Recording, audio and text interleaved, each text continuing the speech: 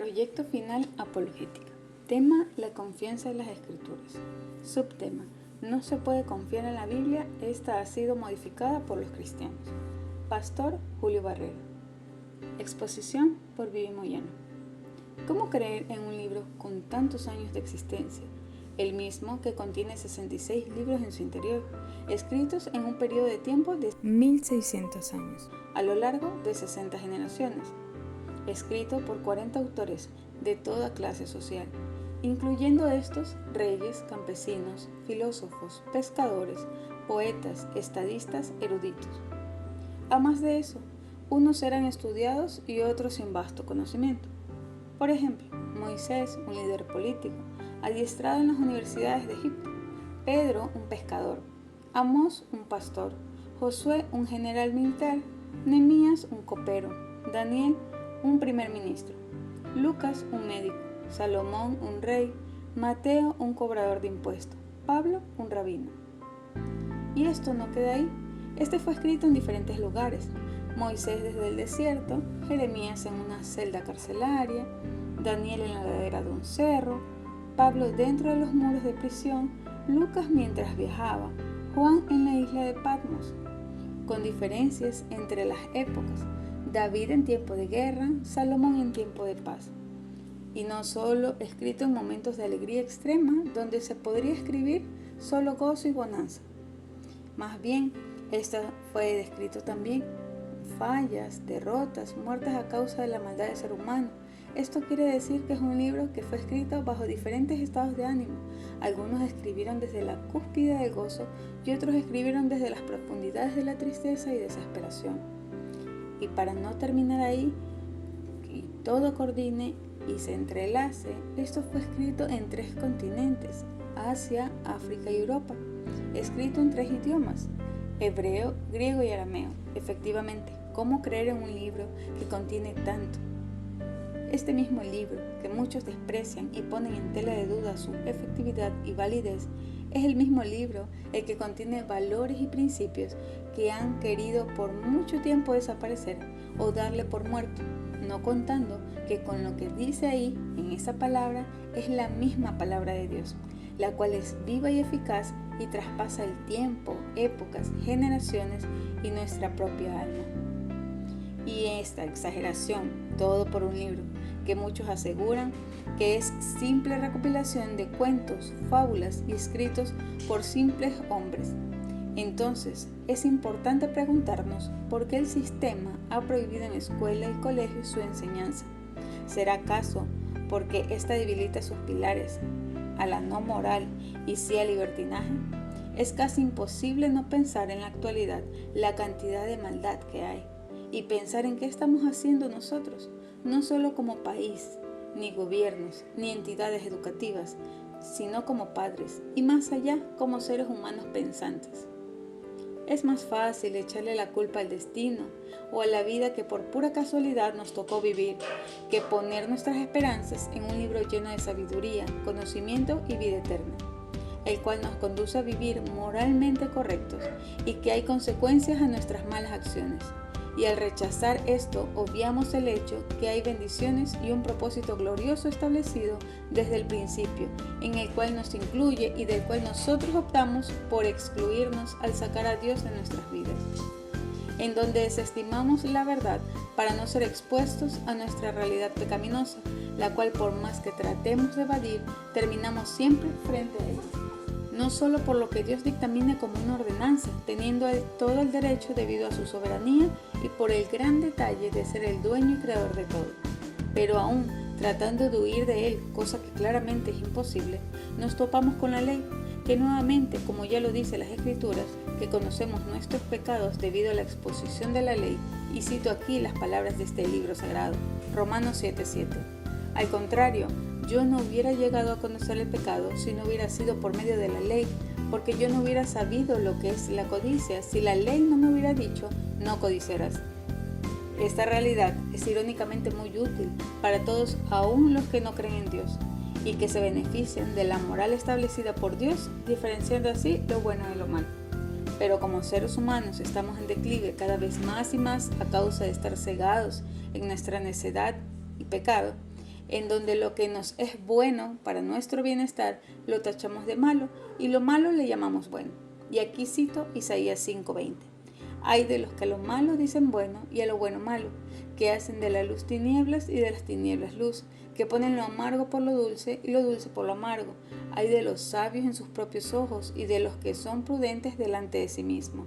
Hay de los que son valientes para beber vino y hombres fuertes para mezclar bebida, los que justifican al impío mediante cohecho y al justo quitan su derecho, queriendo usar la ley y la moral solo si nos favorece, sin importar si infringimos la ley contra los demás, y esto que nos invalida poder utilizarla con libertad. Por tanto, despreciamos esta ley en otras instancias. El ser humano, lejos de Dios, es simplemente alguien ciego, que no ve la realidad delante de sus ojos, que piensa y dice en sí que no hay Dios, que no existe nada más allá de la vida. ¿Y qué pasa si al final descubren que sí hay vida eterna y que no precisamente estarán en el lugar que pretenden estar en el final de sus días, ya sea en la nada para aquellos que creen que no hay nada más allá de la vida, que uno muere y todo acaba, o para aquellos que creen que el cielo es para todos, buenos y malos, y esto sin decir que entonces Dios figuraría como un Dios injusto, el cual mete a buenos y malos, arrepentidos y evidentemente pecadores activos en el mismo lugar. ¿Qué dirán en ese entonces? ¿Que Dios es injusto porque no los perdonó? ¿O que es injusto porque no les dio otra oportunidad? ¿O que quizás es un Dios muy severo? Estos son uno de los cuantos pensamientos de aquellos que creen que la Biblia es un libro de ciencia ficción, el cual no es necesario leer y menos prestar la suficiente importancia. Estamos en la plena libertad de escoger lo que queremos pensar y cómo queremos actuar. Pero eso no nos evade de ser tratados a todos con las mismas instrucciones del Creador. Las Escrituras dicen que el pueblo perece por falta de conocimiento, y si bien es cierto que el que no cree en las Escrituras no cree en Dios y menos en su ley, ¿qué podemos decir de las leyes terrenales? ¿Acaso que si no creemos en la ley del país en donde estemos, nos deja incurrir en crímenes o actos criminales? ¿Verdad que no? Simplemente tenemos que regirnos por las leyes en donde nos encontremos. Y aquí cito el artículo 6 del Código Civil. La ignorancia de las leyes no excusa de su cumplimiento. El error de derecho producirá únicamente aquel efecto de las leyes determinen. Actualmente en nuestro país, a pesar del reconocimiento a los derechos que implica la aceptación de la pluriculturalidad y la multietnicidad, continúa vigente el principio de que la ignorancia de la ley no exime a nadie de su cumplimiento. Entonces, ¿qué nos hace pensar que las leyes universales, sobrenaturales y divinas podemos evadirlas solo por el simple hecho que no va con nuestra manera de pensar, estilo de vida o simplemente las queremos ignorar? Si somos muy sabios para alegar la no existencia de un Dios y manifestar que la Biblia es simplemente un libro más, ¿por qué no simplemente regirnos por las leyes y ordenanzas establecidas, no de ahora ni hace unas décadas, sino desde el principio? No existe filósofo, sabio e incluso ninguno de los falsos dioses que el ser humano ha levantado a lo largo de los siglos. Ninguno de ellos se ha atrevido a indicar su soberanía al punto de haber creado todo. Sin embargo, el Todopoderoso sí lo dice, y prueba de eso nos describe el origen de cada una de las cosas que hoy conocemos. Aún seguimos pensando que las Escrituras es solo un libro antiguo, el cual no tiene evidencia suficiente como para ser tomado en serio, o en realidad es un libro que contiene la verdad y está a nuestra disposición para ser iluminados y expuestos a fin de ser transformados. A título personal, es más que un libro, es la revelación de Dios aquí en la tierra. Un Dios no lejano, arrogante y lleno de poder insensible, sino de todo lo contrario, un Dios vivo y verdadero que ama a su creación y que hizo, hace y hará lo que está establecido para ser parte de Él en una eternidad gloriosa. Como esto, puedo decir aún muchas cosas más acerca de la evidencia de que la Biblia es la palabra escrita de Dios, inerrante, y no solo por el conocimiento que en ella está escrito, sino porque es actual sin importar qué tiempo pase. Si nada de lo aquí descrito parece confiable, muchos basan su creencia en filosofías o en la historia que diga lo contrario. Entonces analicemos la arqueología por un instante. cuanto a qué confiable es un escrito, esto se basa en su antigüedad y en cuántas copias iguales se hayan encontrado en fechas próximas. Los eruditos testifican la autoridad de los manuscritos habiéndolos analizado, el material, el tamaño, la forma de la letra, las puntuaciones, divisiones del texto, ornamentación, color de tinta, textura y color del pergamino. Se menciona que no existe un cuerpo de literatura antigua en el mundo que goce de tal riqueza, de buena atestación textual como el Nuevo Testamento. La Septuaginta verifica la genuinidad del texto hebreo. Afirmamos que las escrituras fueron inspiradas por Dios y que existen manuscritos que comprueban su autenticidad. La Biblia se prueba a sí misma. Esta ha demostrado una notable integridad textual a lo largo del tiempo y hay muchas razones por qué confiar en ella. La misma afirma ser inspirada por Dios y Jesucristo dijo, tu palabra es verdad. La arqueología ha proporcionado pruebas que confirman la veracidad de las escrituras. Por ejemplo, esta predijo el derrocamiento de Babilonia casi 200 años antes de que esto sucediera.